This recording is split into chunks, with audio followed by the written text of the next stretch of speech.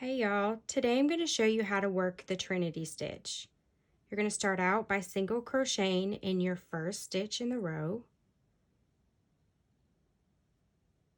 and then working into the same stitch you just worked into right here. You're going to start your single crochet decrease.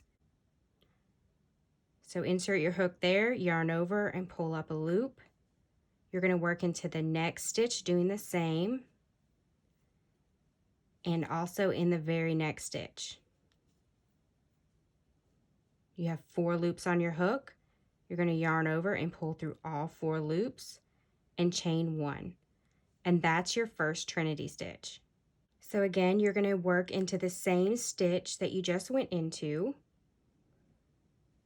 and you're going to start your single crochet decrease and go into the next one and the next one. Yarn over and pull through all 4 loops and chain 1, and that is your Trinity stitch. You're going to continue to do that same thing down this row.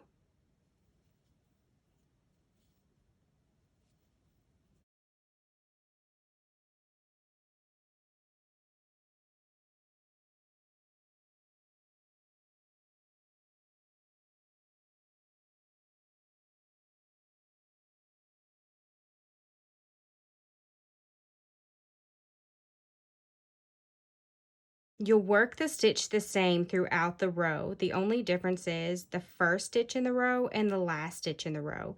You're going to start with a single crochet and you're going to end with a single crochet. So right here, instead of chaining 1, I'm going to single crochet. And now you'll chain 1 and turn to go on to the next row. And right here, you're going to do another single crochet. And then start your single crochet decreases in that same stitch you just went into, right here, and in the next 2 stitches.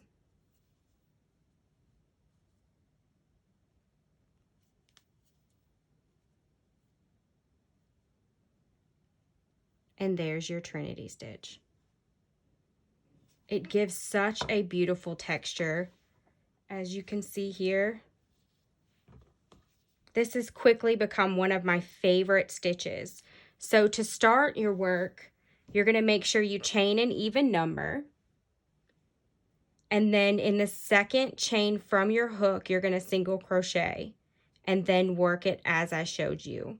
Also, I like to work into the back bump of my chain stitch just because it gives it a nice even finish. It just has a really nice clean edge when you work into the back bump. Thank you so much for watching, and if you have any questions, please post them in the comments below.